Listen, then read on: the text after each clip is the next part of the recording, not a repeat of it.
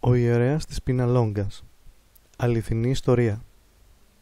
Το τελευταίο διάστημα γίνεται πολλής λόγος για το νησί της Πιναλόγκας, με αφορμή το ομώνυμο βιβλίο με τίτλο «Το νησί» της Αγγλίδας Βικτορία Χίξλοπ, το οποίο γυρίστηκε με μεγάλη επιτυχία ως σύριαλ στην ελληνική τηλεόραση.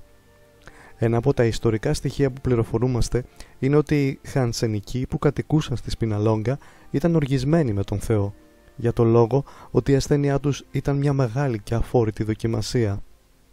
Ένας γεραπετρίτης παπάς τόλμησε να τους επισκεφτεί κάποτε και να λειτουργήσει στον Άγιο Παντελεήμονα, που υπήρχε και ρήμαζε στο νησί, συντροφιά με τους νέους του κατοίκους. Λένε πως στην πρώτη λειτουργία δεν πάτησε ψυχή. Οι λεπροί άκουγαν πεισμωμένοι από τα κελιά τους την ψαλμοδία και άλλοτε την σκέπαζαν με τα βογγητά τους και άλλοτε με τις κατάρες τους. Ο ιερέας όμως ξαναπήγε. Στη δεύτερη τούτη επίσκεψη ένας από τους ασθενείς πρόβαλε θαρετά στο κατόφλι του ναού. «Παπά, θα κάτσω στη λειτουργία σου, με έναν όρο όμως.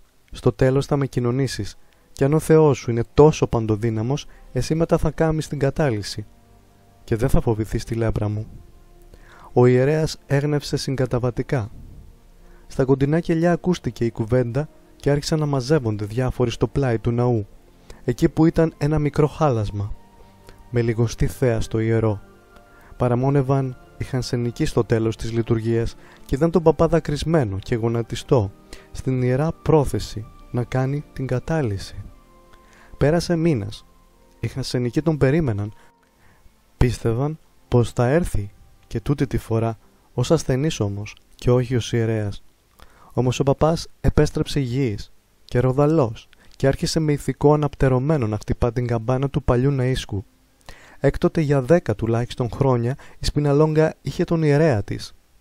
Οι Χανσενικοί αναστήλωσαν μόνοι τους την εκκλησία και συνάμα αναστήλωσαν και την πίστη τους. Κοινωνούσαν τακτικά και πάντα κρυφοκοίταζαν τον παπά τους την ώρα της κατάλυσης για να βεβαιωθούν πως το θαύμα της Σπιναλόγκας συνέβαινε ξανά και ξανά. Το 1957, με την ανακάλυψη των αντιβιωτικών και την ίαση των λεπρών, το λεπροκομείο έκλεισε και το νησί ερημώθηκε. Μόνο ο ιερέας έμεινε στο νησί ως το 1962 για να μνημονεύει τους λεπρούς μέχρι 5 χρόνια μετά το θάνατό τους. Ιδού λοιπόν ένας σύγχρονος αθώδριβος ήρωας που δεν τιμήθηκε για το έργο του από κανέναν. Ο ιερέας αυτός ονομάζεται Πατήρ Χρύσανθος, κατά κόσμον Ματθαίος Κουτσουλογιαννάκης, ο οποίος γεννήθηκε στα έξω Μουλιανά της επαρχίας Σιτίας στις 15 Ιουλίου 1893 και έφυγε από την ζωή 3 Απριλίου του 1972. Ο τάφος του βρίσκεται στη Μονή Τοπλού. Ας αναφέρουμε μία ομολογία και μαρτυρία ενός λεπρού της Πιναλόγκας. «Ήμουνα λεπρός. Έζησα στη Σπιναλόγκα πολλά χρόνια. Η κατάστασή μας ήταν φρικτή. Η αρρώστια παραμόρφωνε τα πρόσωπά μας. Έτρωγε τα άκρα μας. Πολλοί λεπροί ήταν χωρίς φρύδια, χωρίς μάτια, χωρίς μύτη, χωρίς χείλη, χωρίς δάκτυλα χεριών και ποδιών. Πολλών το σώμα σκεπαζόταν από μια φρικτή κρούστα. Οι πληγές ξερνούσαν πολλές φορές ακαθαρσίες και έτσι κολλούσε το σώμα με τα ρούχα. Και είχαν οι πληγές μια τρομερή βρώμα από πίο. Η ιατρική περίθαλψη ήταν ασήμαντη. Υπήρχε στο νησί ένας γιατρός και ήμασταν οι άρρωστοι περίπου 600.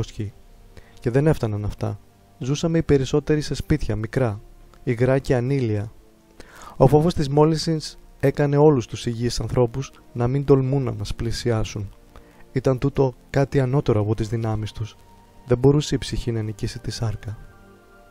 Ο γιατρός, οι νοσοκόμες, οι άλλοι δημόσιοι υπάλληλοι και οι γυναίκες που έπλυναν τα ρούχα μας άφηναν το νησί της Φρίκης λίγο πριν τη δύση του ήλιου και πήγαιναν με βενζινάκατο στην πλάκα, που ήταν δυτικά και απέναντι της Πιναλόγκας.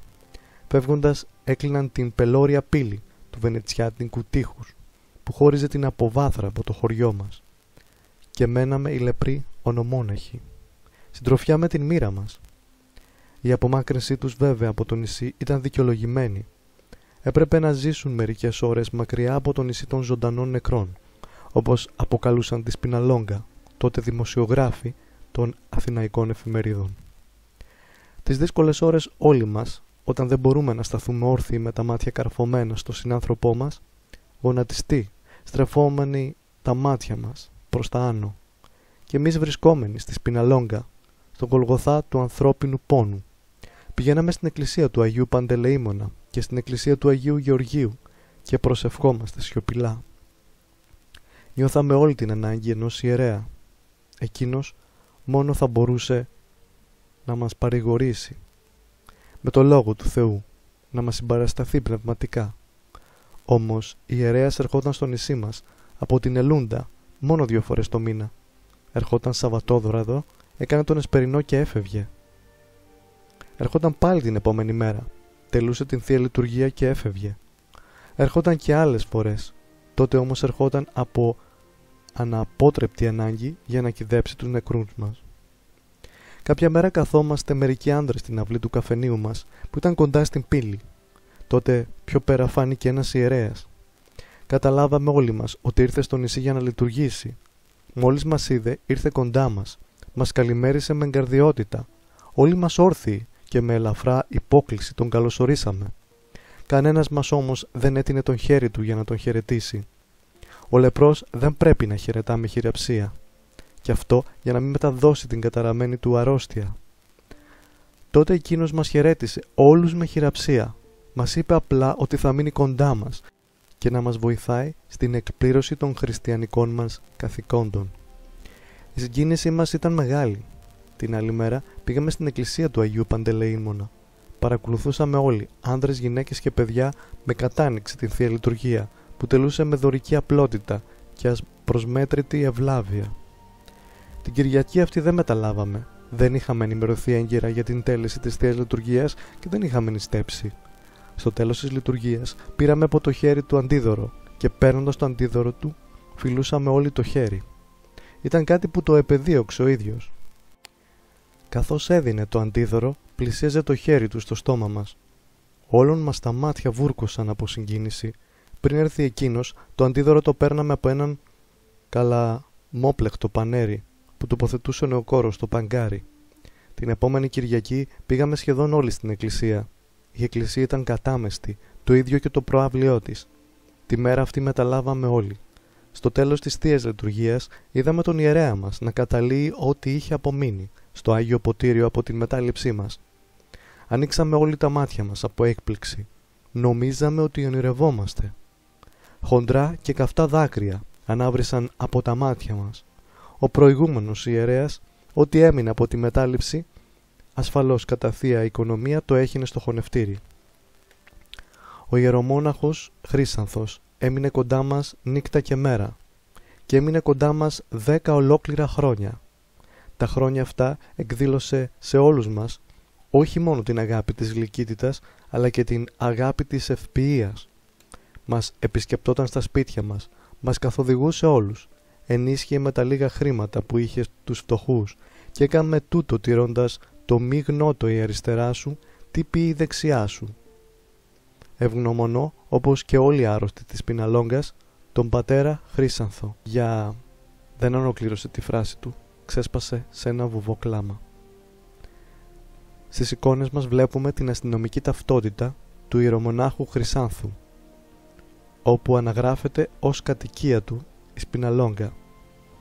Εδώ η απόδειξη ότι αυτό ήταν ένα πραγματικό ιστορικό γεγονός. Αυτός ο ιερέας δεν αρρώστησε ποτέ από λέπρα. Και αυτό τι δείχνει? Δείχνει το μεγάλο θαύμα που γίνεται στους πιστούς κάθε Κυριακή στην Θεία Κοινωνία, όπου οι ασθένειες δεν μεταδίδονται. Αυτό δείχνει το θαύμα της Θείας Κοινωνίας, του ιερού αυτού μυστηρίου.